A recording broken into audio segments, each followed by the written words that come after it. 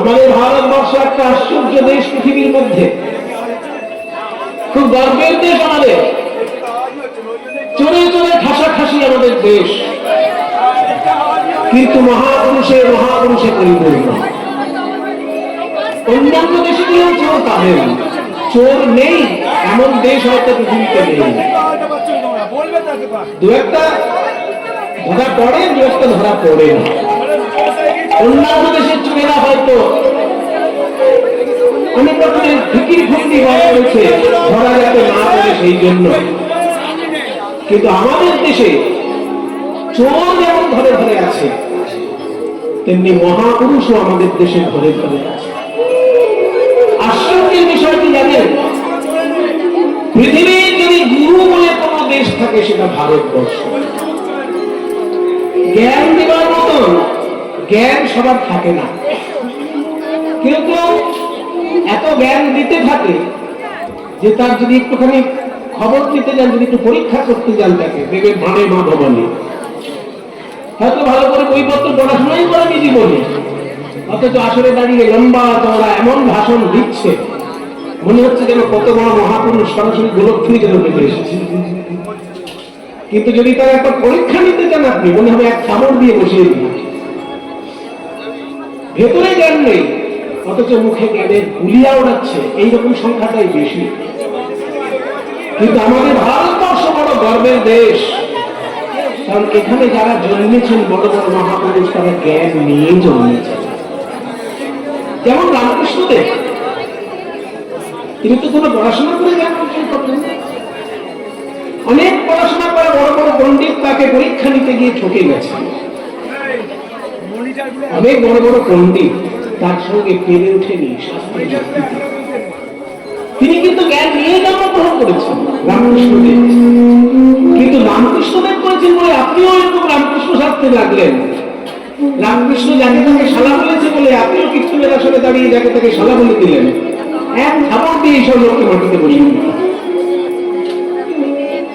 আপনি রামকৃষ্ণ নন, রামকৃষ্ণ জ্ঞান মাতৃগর্ভে জন্মগ্রহণ করে এসেছেন।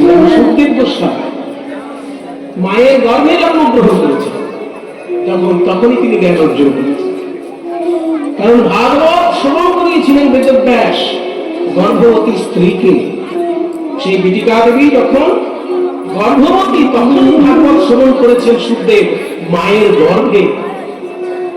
সে গর্ভ থেকে ব্রহ্মজ্ঞান নিয়ে বাইরে আসছে এবং গর্ভ থেকে কথা বলছে।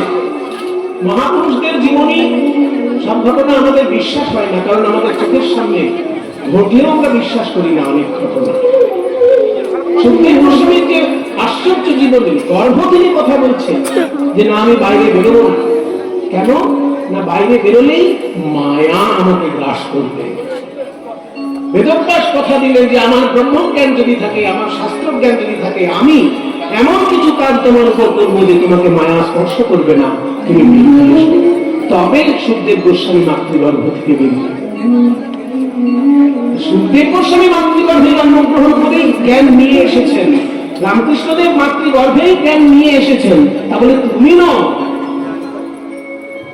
সেই জন্য রামকৃষ্ণ সাজা যেন না হয়। রবীন্দ্রনাথ ঠাকুর কলেজে পাশ করেনি, তাহলে তুমি যদি রবীন্দ্রনাথের বাবার তুলনা দাও যে রবীন্দ্রনাথ কলেজে পাশ করেনি, আমিও রবীন্দ্রনাথ হয়ে যাবো কলেজে পাশ না।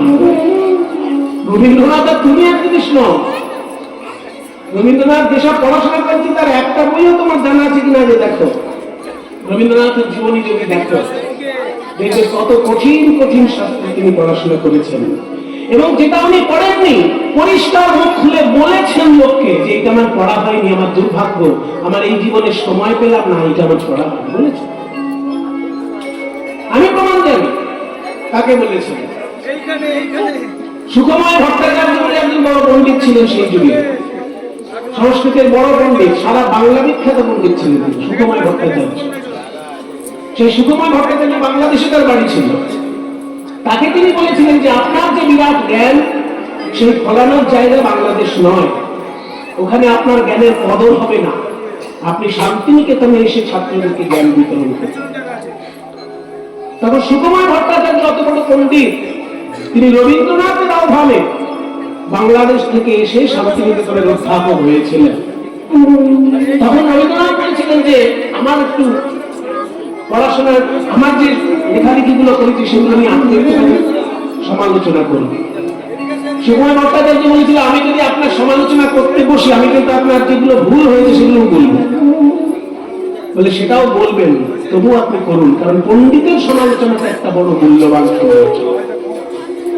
সুকুমার ভট্টাচার্য বলেছিলেন রবীন্দ্রনাথ যে আমার খুব ইচ্ছা ছিল বেদব্যাসের মহাভারতটা আমি সম্পূর্ণ পড়ব, কিন্তু আমার জীবনে সময় হয়ে ওঠে। আমরা যে মহাভারত পড়ি বাংলায় লেখা, সেটা কাশিদাসী মহাভারত। কাশিরাম দাসের লেখা মহাভারত বাংলায় কবিতার আকারে লেখা। মহাভারতের কথা অমৃত সমান কাশিরাম দাস কহে শুনে পুণ্যবান। তাহলে এই যেটা আমরা পড়ি এটা কাশিরাম দাসের লেখা বাংলায় মহাভারত। আর বেদব্যাস যেটা লিখেছিলেন সেটা সংস্কৃত ভাষায় লেখা এবং তার শ্লোক সংখ্যা হচ্ছে 1,00,000।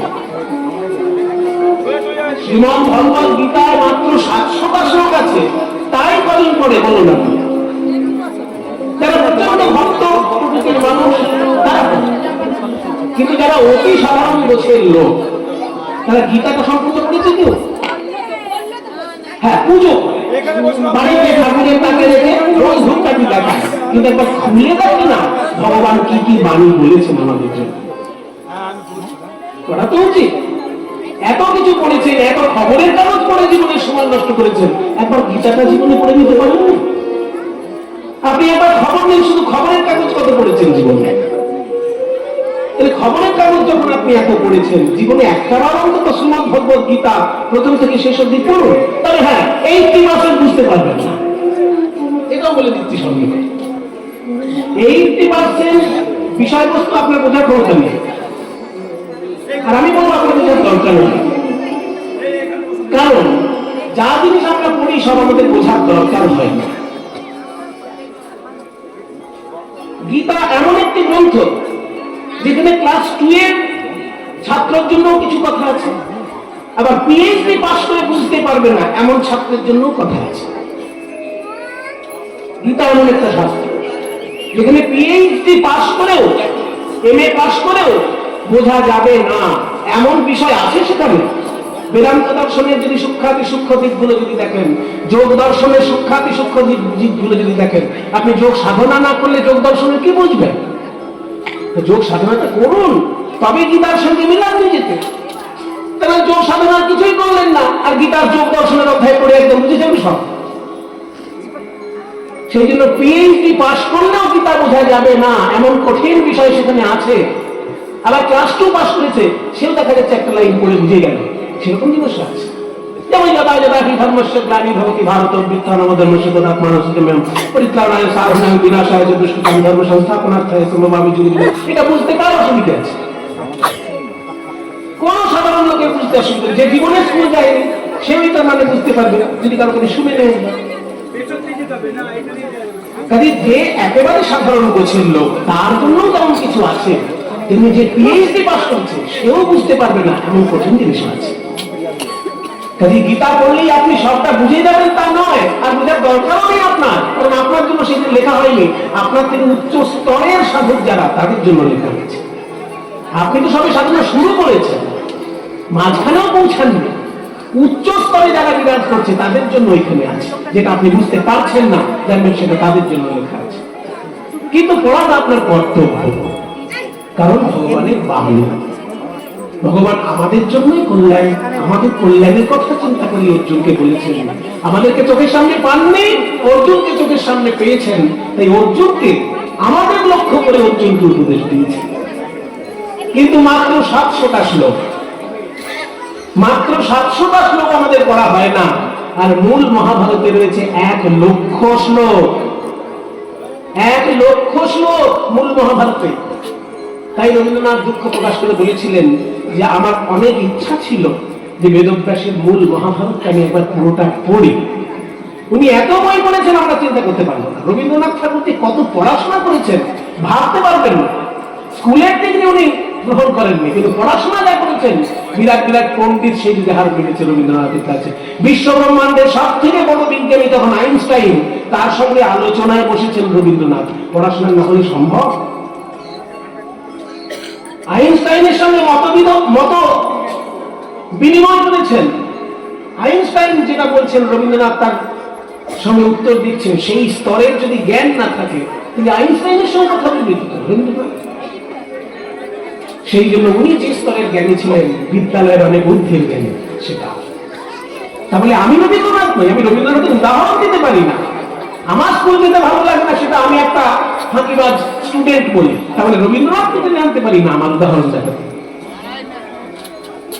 তাই কেউ কেউ ভারতবর্ষে এমন মহাপুরুষ এসেছেন, তারা মাতৃগর্ভে ব্রহ্মজ্ঞান নিয়ে জন্মগ্রহণ করেছেন, যেমন রামকৃষ্ণদেব। আমাদের ইতিহাসের মধ্যে জানো রামকৃষ্ণদেব, আর আমাদের ইতিহাসের পিছনে যে তাদের মধ্যে সুখদেব গোস্বামী, ইতিহাসের অনেক আগে ব্যাপার। সুখদেব গোস্বামী মাতৃগর্ভে ব্রহ্মজ্ঞান, রামকৃষ্ণদেব মাতৃগর্ভে ব্রহ্মজ্ঞান নিয়ে এসেছেন আমাদেরকে দেওয়ার জন্য। সেই জন্য ভারতবর্ষ এমন একটা দেশ যেখানে চারিদিকে যেমন চোর ঘোরাঘুরি করছে, তেমনি এক একটা জেলায়, এক একটা গ্রামে বড় বড় মহাপুরুষ আছেন আমাদেরকে রক্ষা করার জন্য। আমাদের ভাগ্য যদি ভালো থাকে, সেই মহাপুরুষের একটু কৃপা পেলেই আমাদের জীবন ধন্য হয়ে যাবে। একটু কৃপা, যদি রামকৃষ্ণদেবের একটুখানি কৃপা কেউ পায়, রবীন্দ্রনাথ ঠাকুরের যদি একটুখানি চর্চা কেউ করে, ধন্য হয়ে যাবে। চৈতন্য মহাপ্রভু এবং তার পার্শ্বদ দলের একটুখানি যদি খোঁজ খবর কেউ নেয়, ধন্য হয়ে যাবে। একটু কৃপা পেলেই হবে। আজকে আমরা সেই একজন মহাপুরুষ ভক্তের কথা শুনবো। তার আগে দেখি পদকর্তা কি বলছেন। পদকর্তা বলছেন, শ্রী গৌরাঙ্গের দুটি পদ, যার ধন সম্পদ সে জানে ভকতি রসসার। টাকা পয়সা সবসময় ব্যাংকে থাকে না। টাকা পয়সা সবার কাছে, টাকা পয়সার সমান গুরুত্ব নয়।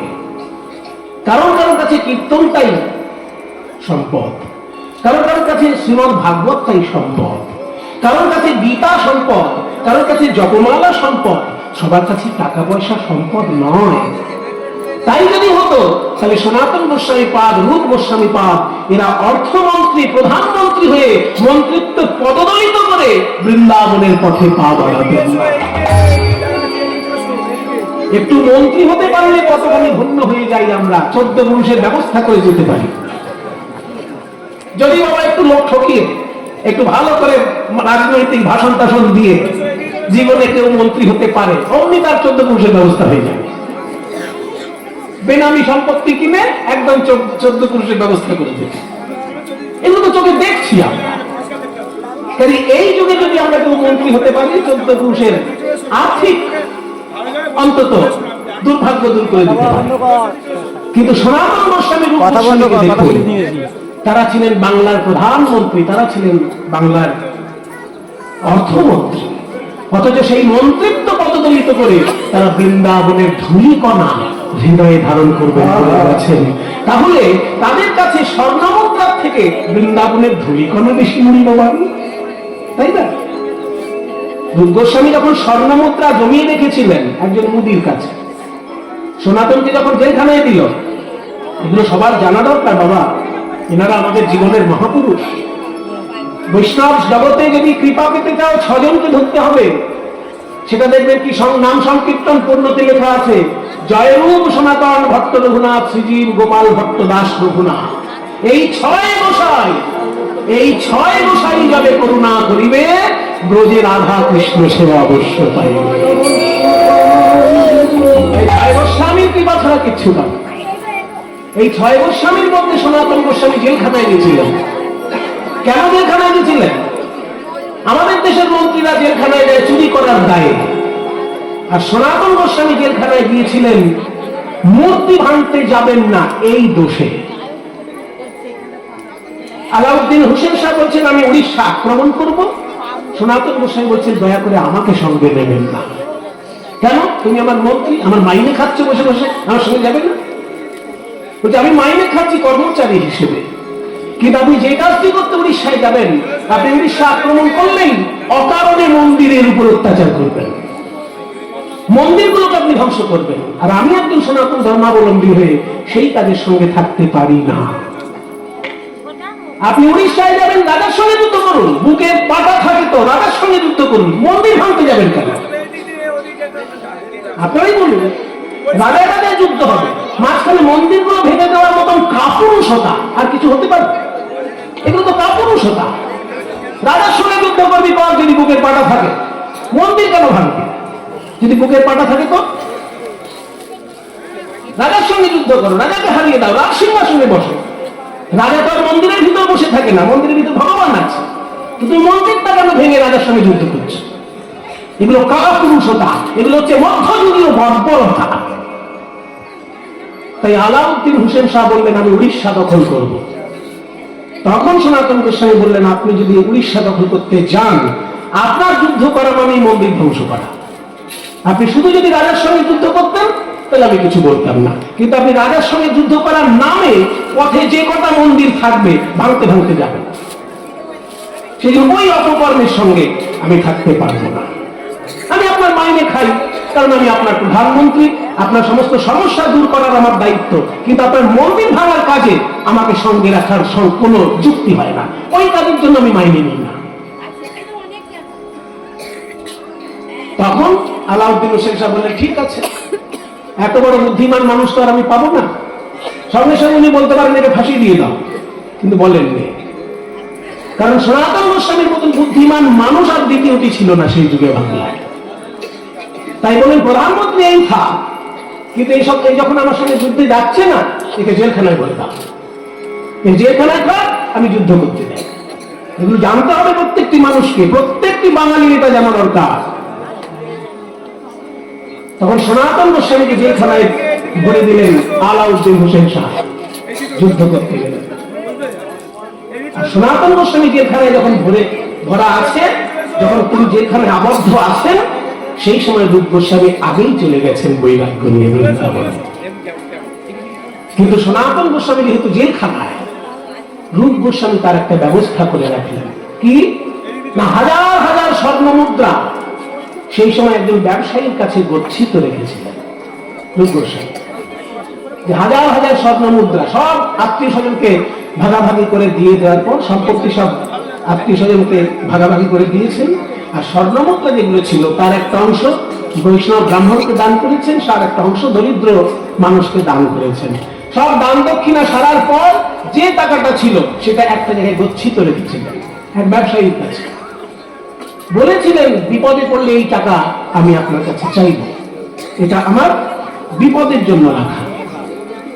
তো সেই ব্যবসায়ীকে তখন রূপ গোস্বামী চিঠি পাঠালেন যে আমার দাদা জেলখানায় আছে, ওই যে টাকা আপনার কাছে রেখে এসছি, ওই টাকার দ্বারা যে কোনো প্রকারে আপনি আমার দাদাকে জেলখানা থেকে মুক্ত করুন। তখন সেই ব্যবসায়ী করেছিল কি, যে জেলখানার রক্ষক ছিল তাকে গিয়ে ঘুষ দিয়েছিল, 7,000 স্বর্ণ মুদ্রা লেগেছিল। 7,000 স্বর্ণ মুদ্রা, একটা স্বর্ণ মুদ্রা মানে 1 ভরি সোনা। মায়েরা জেনে রাখো, 1 ভরি সোনা। সোনার গয়না খুব ভালোবাসে মায়েরা সবাই, আমরাও ভালোবাসি। তাদের আমি বলছি কেন, আমরা সবাই ভালোবাসি সোনা, কারণ সোনা ভারতবর্ষের মূল্যবান একটি ধাতু। সারা পৃথিবীতে কোন দেশে এত সোনা নেই যা সোনা ভারতবর্ষে আছে। খনির কথা আমি বলবো না, খনিতে হয়তো বেশি অন্যান্য দেশে থাকতেও পারে, কিন্তু ভারতে মানুষের ঘরে এত সোনা আছে, এটা গবেষণায় দেখা গেছে।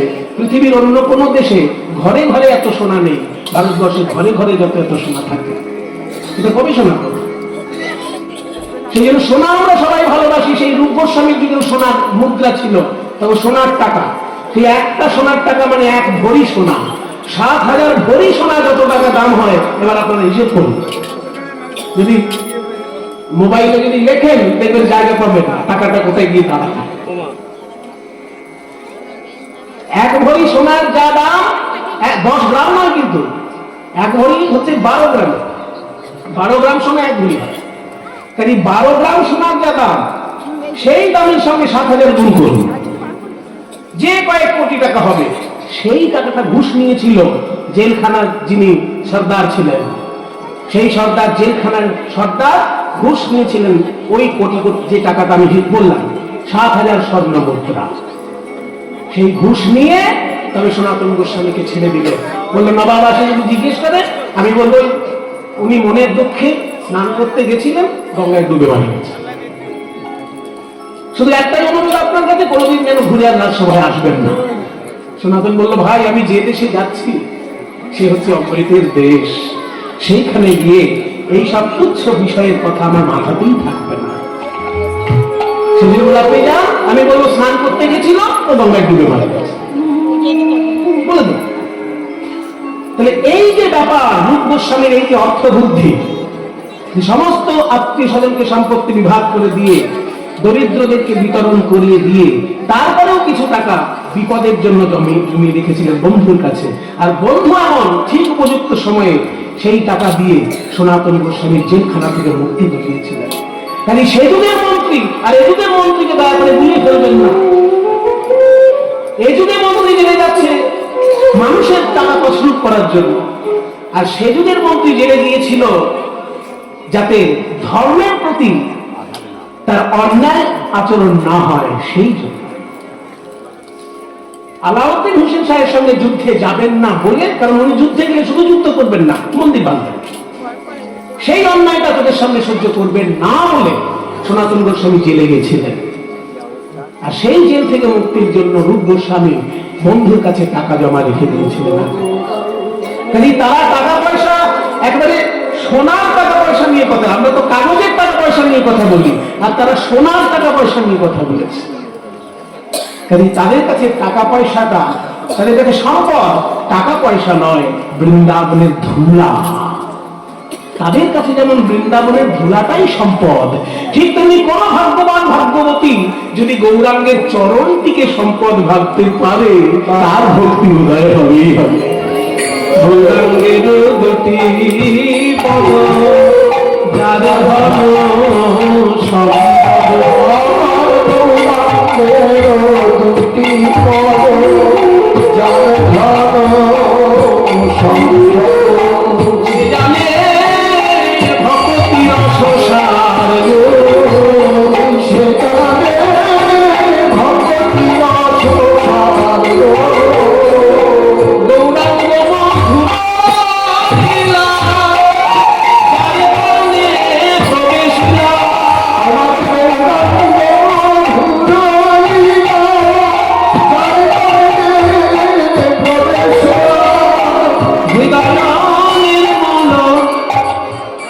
নির্মল হৃদয় নির্মল ভেল তার, হৃদয় নির্মল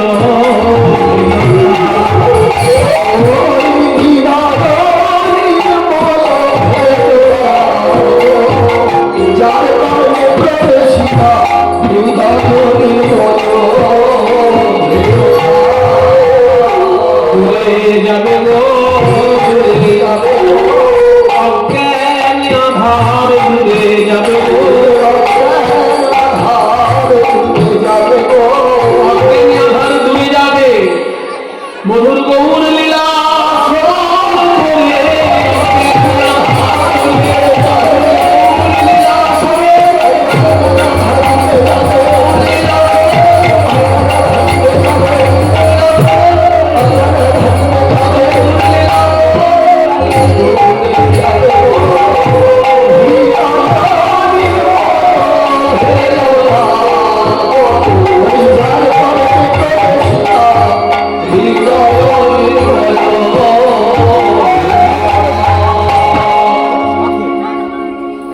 পদাবলী সাহিত্য এক একটা পংক্তিতে এক একটা জ্ঞান দিচ্ছে। প্রথম পংক্তি বলল টাকা পয়সাকে যারা সম্পদ ভাবে তারা জাগতিক সুখ পেতে পারে কিন্তু ভক্তি পাবে না। গৌর সুন্দরের চরণকে যে সম্পদ ভাবে সে ভক্তি পাবেই পাবে। দ্বিতীয় পংক্তিতে বলল গৌরাঙ্গের লীলা যদি কেউ শোনে তার মনের অজ্ঞান অন্ধকার দূর হয়ে যাবে। এবার তৃতীয় পংক্তিতে বলছে গৌরাঙ্গের নাম যদি কেউ মুখে বলে তার কি হবে, তার কি হবে? গৌরাঙ্গ মধুর গৌরাঙ্গের নাম তার হয় প্রেম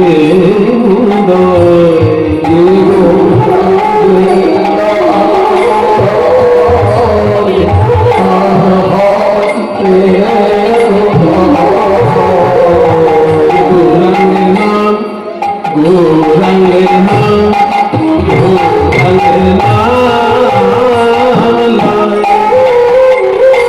তার হয় প্রেম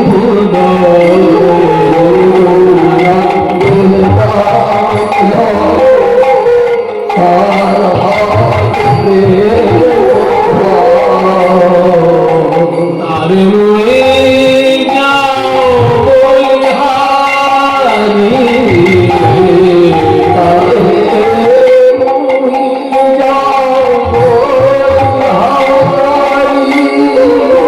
গৌরাঙ্গের নাম যদি কেউ মুখে বলে অমনি তার প্রেম উদয় হবে।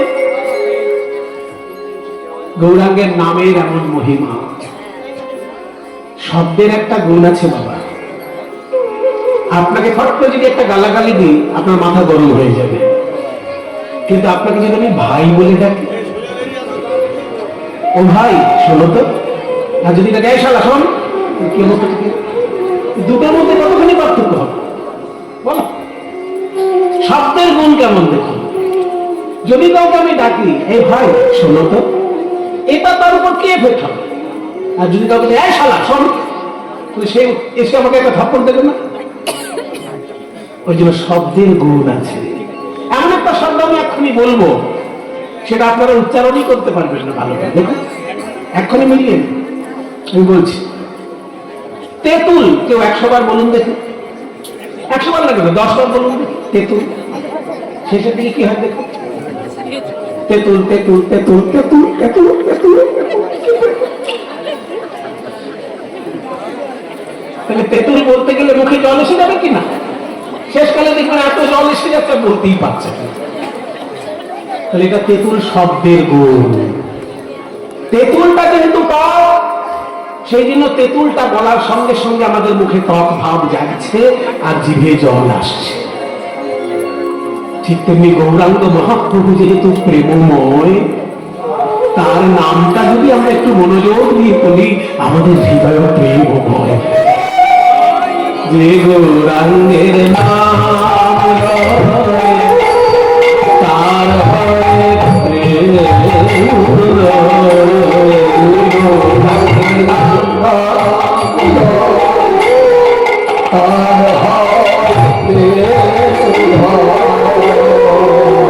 তার মুয়ে যাও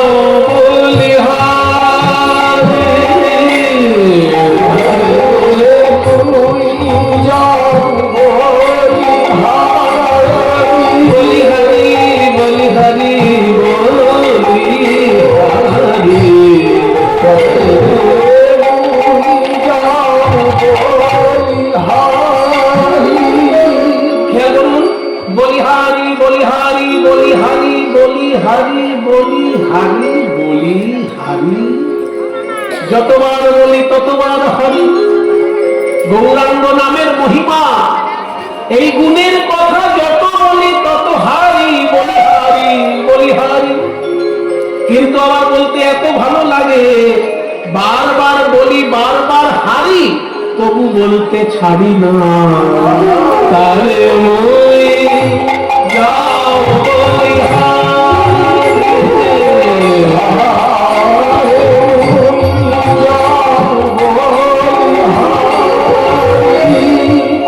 কোন কোন ভাগ্যবান এমনও থাকেন যারা হা গৌর প্রাণ গৌর বলতে গেলেই তাদের দুই নয়নে অশ্রু বর্ষণ হয়। এমন ভাগ্যবান ভাগ্যবতী যদি কেউ থাকে, যার কণ্ঠে গৌর নাম উচ্চারিত হলেই নয়নে জল আসে, তার কি হবে জানো?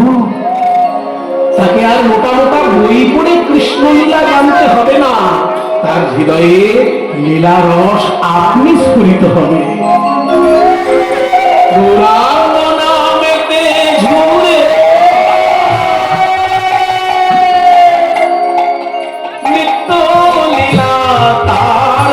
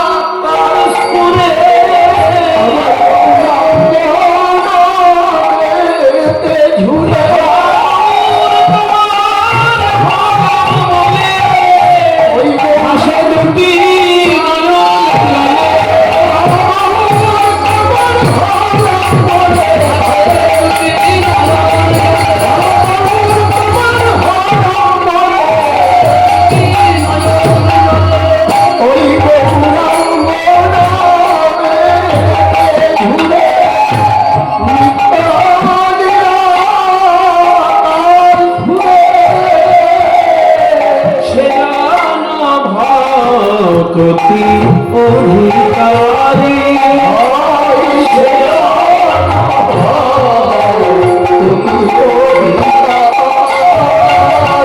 গৌর নাম নিতে যা ঝরে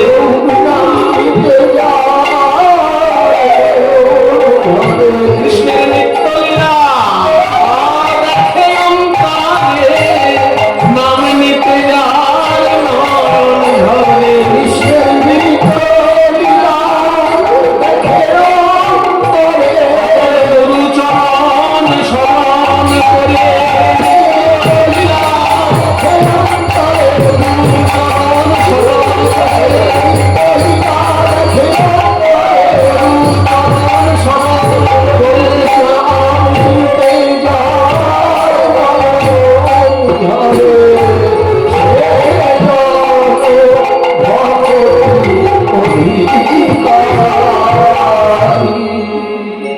একটা গানের 4টে লাইন গাইলাম এই পর্যন্ত। এখন কীর্তন কত মূল্যবান। কীর্তন হচ্ছে মূল পদাবলী সাহিত্য, শুধু ফালতু বকে যাওয়া কীর্তন গান নয়। কীর্তন গান হচ্ছে পদাবলী সাহিত্যের সাংগীতিক রূপ। যে পদটা আমি গাইলাম, এই গানের 4টে লাইন মাত্র গাইলাম, আর 4টে লাইনেই 4টে নতুন কথা পেলাম। আমাদের ধারণা ছিল পকেট গরম থাকলেই ভক্তি পাওয়া যাবে, পয়সা না থাকলে আবার ভক্তি হয়। এই যে ছেলেটা খোল বাজাচ্ছে, পয়সা না থাকলে খোল কিনতে পারবে? ওই জন্যই বাঁশি বাজাচ্ছেন। পয়সা ছাড়া বাঁশি কিনতে পারবে? তাহলে উনি আবার বাঁশি বানাতে জানেন, উনি নিজের বাঁশি নিজে বানিয়ে নেন। তা বানাতে গেলেও যে বাঁশির বাঁশটা কিনতে হবে, পয়সা লাগবে তো পয়সা ছাড়া ভক্তি হবে? তুলসী মালা দিয়ে পরবো, তুলসী মালা তো এমনি পাবো? কোনো দোকান থেকে তো কিনবো পয়সা দিয়ে। অনেকেই ভাবে যে পয়সা ছাড়া বোধহয় ভক্তি হয় না। পদকর্তা বলছে প্রথমেই তুমি ভুল পথে হাঁটছো। হ্যাঁ, সমাজে চলাফেরা করতে গেলে পয়সা অবশ্যই লাগে, কিন্তু ভক্তির জন্য পয়সা বাধ্যতামূলক নয়। গৌরাঙ্গের চরণকে যদি কেউ হৃদয়ে সম্পদ ভাবে, শুধু তার ভক্তি লাভ হবে। আর পয়সা দিয়ে তুমি তুলসী মালা কিনতেই পারো, কিন্তু যদি তোমার গুরুচরণের শ্রদ্ধা না থাকে, অথচ তুলসী মালা করে ঘুরছো, ভক্তি হবে? তাই গৌরাঙ্গ মহাপ্রভুর চরণটা যদি কেউ সম্পদ ভাবে, তার ভক্তি হবে। এটা প্রথম কথা। দ্বিতীয় কথা শুনলাম যে গৌরাঙ্গের লীলা শুনলে মন পরিষ্কার হবে। তৃতীয় কথা শুনলাম গৌরাঙ্গের নাম মুখে বললে হৃদয়ে প্রেম জাগবে, ওই যে তেঁতুলের উদাহরণ। চতুর্থ কথা শুনলাম যে গৌরাঙ্গের নাম বলে যদি চোখে জল আসে, তাহলে হৃদয়ের মাঝে লীলা দর্শন হবে। এই যে 4টে মহিমা শুনলাম, তাতে যদি আমরা আবার শুধুমাত্র গৌরাঙ্গ মহাপ্রভুকে ভালোবাসি আর তার পার্শ্বগণের খোঁজ খবর না নিই, তাহলে সেটা কিন্তু অন্যায় হয়ে যায়। গৌরাঙ্গ মহাপ্রভুকে ভালোবাসতে গেলে তার পার্শ্বদেরকেও সমানভাবে শ্রদ্ধা করতে হবে। চৈতন্য চরিতামৃতে বলেছে যে মহাপ্রভুকে মানো অথচ নিতাইকে মানো না, মহাপ্রভুকে মানো অথচ অদ্বৈতকে মানো না, মহাপ্রভুকে মানো অথচ হরিদাস ঠাকুরের সমাধিতে একবার প্রণাম করনি, তাহলে কিন্তু তুমি মহাপ্রভু ভক্ত হতে পারবে না। খুব সুন্দর একটা উদাহরণ দিয়েছে চৈতন্য চৈতন্য, মানে মজার উদাহরণ, মানে বাচ্চা ছেলে ভুলানোর মতো উদাহরণ। বলছে একেতে বিশ্বাস আর অন্যে অসম্মান, অর্ধ কুকুটিকা নেয় তোমার প্রমাণ। একটু আগে আমি বলেছি যে বাংলা ভাষা সংস্কৃত ভাষা এমন কঠিন কঠিন জায়গা আছে যে পিএইচডি পাস করলে সে বুঝতে পারবে না। এটার মানে কি চট করে কেউ বুঝতে পারবে যদি ঠিক ঠিক পণ্ডিতের কাছে অর্থটা না জানা হয়? চৈতন্য চৈতামৃত পড়লেই কি মানে বোঝা যাবে? এই যে আমি বলছি, ওই মানে বুঝতেই কেউ বলছে একেতে বিশ্বাস আর অন্যে অসম্মান। আমি তো সংস্কৃত বলছি না, বাংলাই বলছি। বাংলাই এত কঠিন যে বোঝা মুশকিল। একেতে বিশ্বাস আর অন্যে অসম্মান, অর্ধকুটিকা নেয় তোমার প্রমাণ। এর মানে ফার্স্ট লাইনটা বুঝলাম, সেকেন্ড লাইন থেকে অর্ধকুটিকা নেয়। এবার ভেঙে চুলে বুঝুন, অর্ধ মানে অর্ধেক, কুকুটিকা মানে, এটা খুব চেনা জিনিস আপনাদের, কিন্তু বাংলাটা জানেন না। মুরগি, মুরগি মুরগি চেনে না এমন বাঙালি বর্তমানে কে আছে বাবা? সেই জন্য মুরগিকে সংস্কৃত ভাষায় বলে কুক্কুটিকা। প্রাচীন ভাষায় বাংলাতেও কুক্কুটিকা বলা হতো, পণ্ডিতরা কুক্কুটিকা বলতেন। তাহলে অর্ধকুক্কুটিকা মানে অর্ধেক মুরগি। এই অর্ধেক মুরগির দশা হয় তোমার। এই ব্যাপারটাকে বুঝতে গেলে ছোট্ট একটা হাসির গল্প শুনতে হবে। একজন একটা মুরগি পুষেছে, সে ঘন ঘন ডিম পাড়ে। আর তার পাশে এক বন্ধু মুরগি পুষেছে, সে আবার ঘন ঘন ডিম পাড়ে না।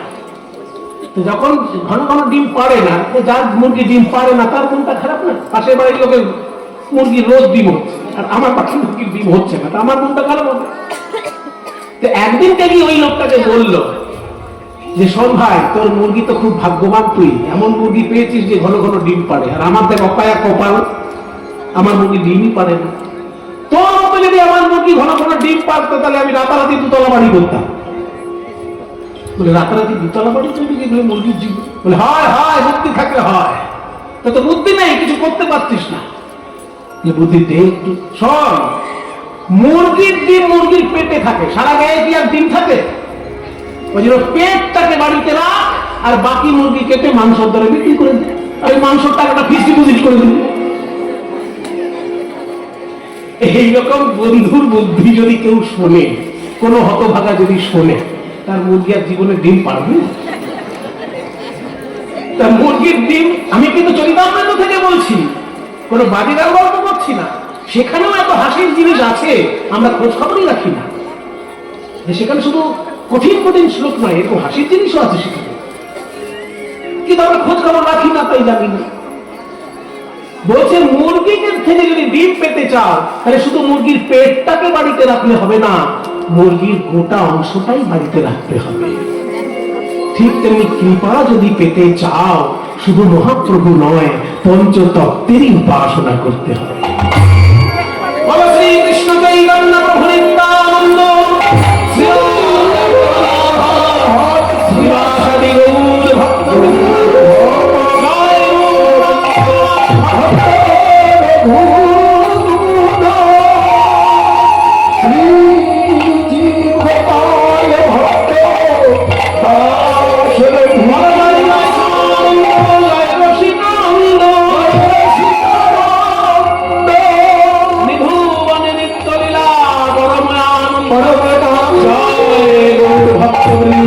গৌরীজার প্রাণ সবে মিলে প্রেম ভক্তি।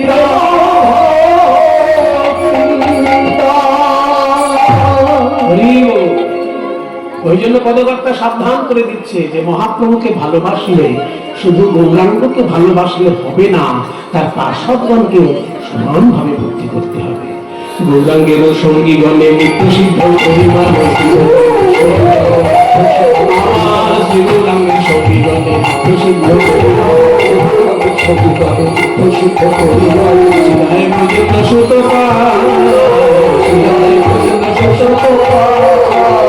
গৌরমণ্ডল ভূমি বাজালে চিন্তামণি, গৌরমণ্ডল ভূমি বাজালে চিন্তামণি,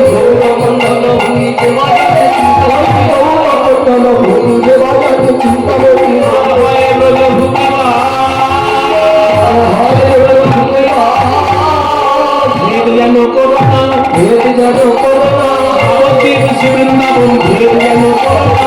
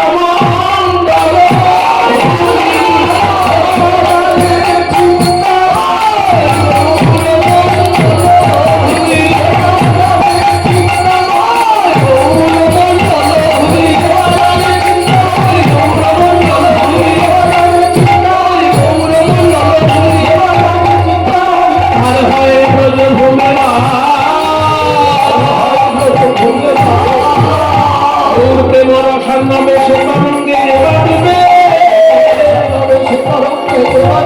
সে রাধা মাধব অন্তরঙ্গ গৃহে বা বনেতে থাকে হাগৌরাঙ্গ বলে গৃহে বা বনে মানে গৃহে বা বৃন্দাবনে, এখানে বনে মানে কিন্তু জঙ্গলে নয়, গৃহে বা বৃন্দাবনে।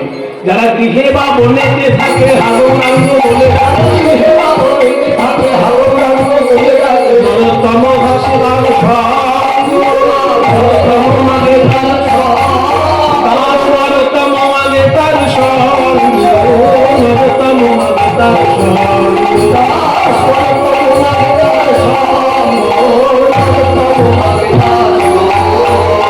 চরণ ছাড়া করো